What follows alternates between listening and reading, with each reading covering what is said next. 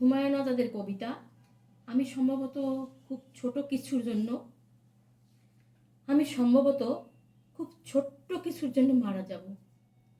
ছোট ঘাস ফুলের জন্যে, একটি টলমলো শিশির বিন্দুর জন্যে। আমি হয়তো মারা যাব চৈত্রের বাতাসে উড়ে যাওয়া একটি পাপড়ির জন্যে, এক ফোঁটা বৃষ্টির জন্যে।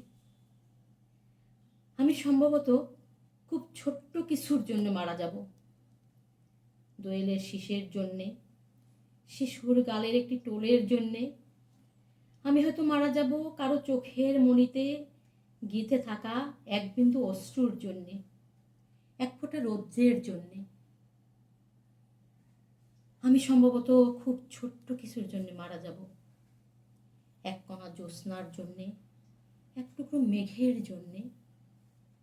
আমি হয়তো মারা যাব টাওয়ারের 21 তলায় হারিয়ে যাওয়া একটি প্রজাপতির জন্যে, এক ফোঁটা সবুজের জন্যে। আমি সম্ভবত খুব ছোট্ট কিছুর জন্য মারা যাব।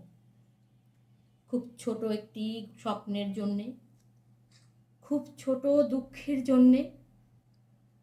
আমি হয়তো মারা যাব কারো ঘুমের ভেতরে একটি ছোট দীর্ঘশ্বাসের জন্যে, এক ফোঁটা সৌন্দর্যের জন্যে, এক ফোঁটা সৌন্দর্যের জন্যে। ধন্যবাদ।